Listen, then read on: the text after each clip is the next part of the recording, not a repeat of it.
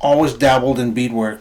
Learned to beadwork from my mom and grandmother when I was probably like 12, 13 years old. Used to put soles on the moccasins for them. But they let me bead, and just watching them work is how I learned. My work day starts at 4 o'clock in the morning. Get my coffee, make my bed. Ex-serviceman, first thing you do is fix your bed.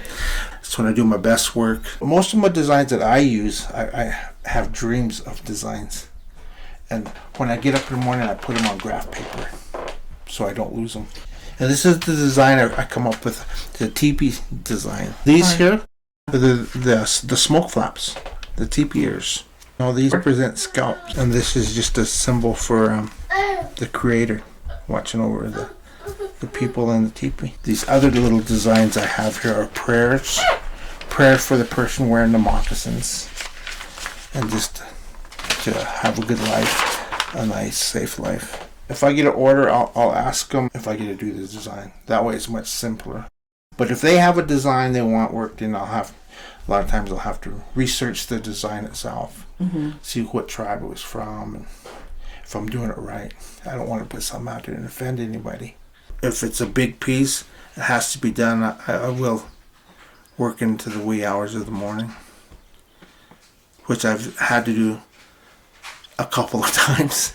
We used to bead right up on the road to the art show.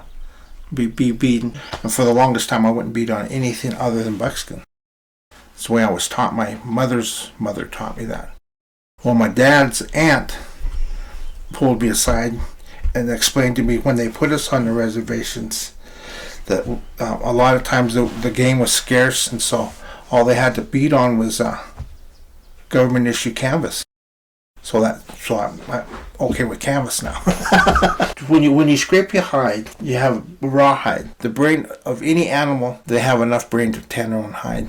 You got to work the brains into the hide and leave it overnight, and it breaks down the fibers in the rawhide. Then you wash it good, and then while it is drying, you got to work it to keep it supple. The rawhide I do is I leave a little bit of the fat on, and it kind of doesn't soften it. It softens a little bit, but it's just a different texture. Okay, now I don't know what the properties is, but we smoke it using wood smoke, and that's where you get the smell. And I use a lot of buffalo hide too. That people I have to trade for them, so it's usually moccasins for hide. And a lot of it's a barter. Like my beads too, I barter for beads, and that's where we got our beads, was from the traders and trappers.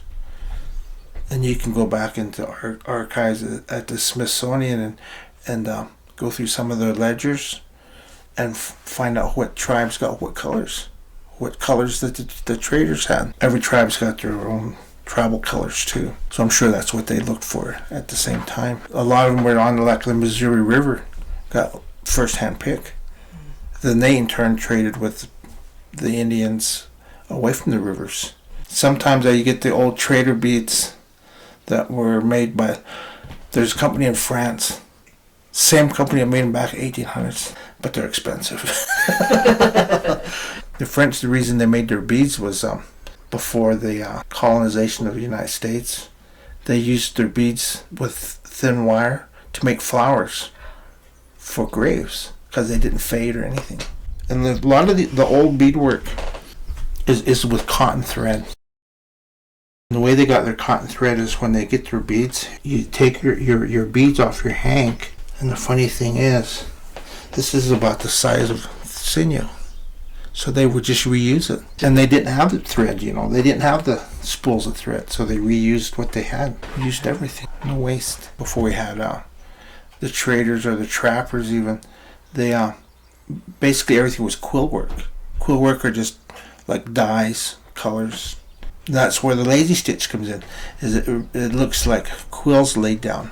And to bead, we just take a little stitch, like you could feel through your finger. I keep my finger underneath it, and I can just take a little stitch and go like about halfway through the hide, the thickness of the hide, and back out. And that's the stitch. You go all the way through the thread on the inside, your foot will wear it out, and then the beads will fall off. My feelings are that I was taught this one by people that aren't here anymore. I, at the time, didn't realize it was going to be my duty to pass it on to the next generation. So when somebody asks me to teach them to bead, I don't just teach them to bead. I teach them the art of it and the designs. Try to pass on colors and let them know the full range of beadwork. But my granddaughter picked it up pretty good. I mean, she's a fast learner, and I'm a fast beater. Like I said, 3 days for a pair of moccasins. She matched me stitch for stitch. And I always ask my grandma, is there an easier way? She says, no, there's just the Arapaho way. And it was just the way she was taught, so that's how she taught. So that's how I teach. And that stays the same teachings. And that's how we teach, was from generation to generation.